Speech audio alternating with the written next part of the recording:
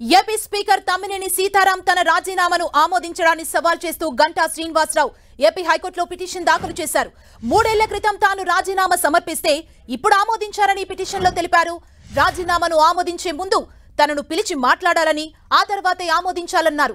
రాజ్యసభ ఎన్నికల నేపథ్యంలో ఆ సంప్రదాయాన్ని పాటించకుండా రాజీనామాను ఆమోదించారని పిటిషన్లో తెలిపారు. రాజ్యసభ ఎన్నికల్లో తనకు ఓటు హక్కు కావాలని గంటా శ్రీనివాసరావు పిటిషన్లో కోరారు.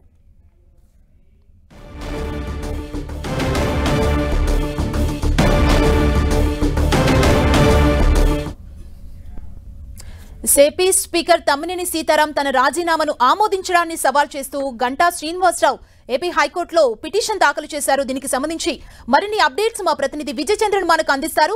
విజయచంద్రన్,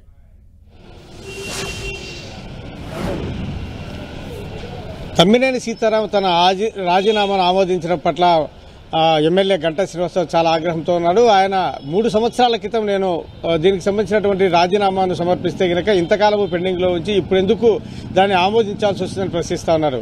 ఇదంతా కూడాను రాజ్యసభ ఏవైతే గనక సభ్యుల ఎన్నిక ఏదైతుందో దాన్ని దృష్టిలో పెట్టుకుని చేసినటువంటి కుట్రగా ఆయన భావిస్తున్నారు. దీనికి సంబంధించి తన రాజీనామాను ఈ సమయంలో ఆమోదించడం పట్ల ఆయన హైకోర్టులో పిటిషన్ దాఖలు చేయడం జరిగింది. ఇదంతా కూడాను నిబంధనలకు విరుద్ధంగా, నిబంధనలు పాటించకుండా తన రాజీనామాను ఆమోదించారని చెప్పేసి హైకోర్టులో తన పిటిషన్లో పేర్కొనడం జరిగింది.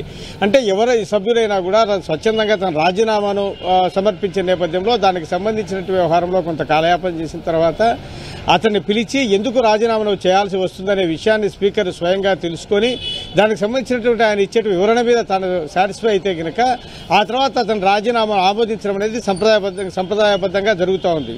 అయితే అసెంబ్లీ సంప్రదాయాన్ని ఆయన తుంగలో తొక్కేసి తన రాజీనామాను 3 సంవత్సరాల తర్వాత, అంటే ఏదైతే గనక విశాఖ స్టీల్ ప్రైవేటీకరణను అడ్డుకునేందుకోసం తన నిరసన వ్యక్తం చేస్తూ రాజీనామా సమర్పించడం జరిగిందో అప్పటి నుంచి తన రాజీనామా ఆమోదించాలని చెప్పేసి పలుమార్లు తాను విజ్ఞప్తి చేసినా కూడా ఏమాత్రం పట్టించుకోకుండా ఇప్పుడు రాజ్యసభ సభ్యుల ఎన్నికలు వస్తున్న నేపథ్యంలో ఒక కుట్రపూరితంగానే వైసీపీకి చెందినటువంటి 3 అభ్యర్థులను గెలిపించుకునేందుకోసమని చెప్పేసి స్పీకర్ తన రాజీనామాను ఈ సమయంలో ఆమోదించారని చెప్పేసి హైకోర్టుకు తన పిటిషన్లో స్పష్టం చేయడం జరిగింది. అంతేకాకుండా తనకు ఈ సమయంలో ఎమ్మెల్యేగా ఉంటే గనక ఏ విధంగా అయితే గనక రాజ్యసభ సభ్యుల ఎన్నికల్లో తన ఓటు హక్కు వినియోగించుకుంటానో కాబట్టి అదేవిధంగా తనకు ఓటు హక్కు వినియోగించుకునేందుకు అవకాశం కల్పించాలా అని చెప్పేసి హైకోర్టులో తన పిటిషన్లో ఆయన పేర్కొనడం జరిగింది. దీని మీద హైకోర్టుకు సంబంధించినటువంటి విచారణ త్వరలో జరగనుంది. హైకోర్టులో దీని మీద వాదోపవాదాలు జరిగిన తర్వాత హైకోర్టు ఒక నిర్ణయం తీసుకునే అవకాశం ఉంటుంది. థాంక్యూ విజయచంద్రన్.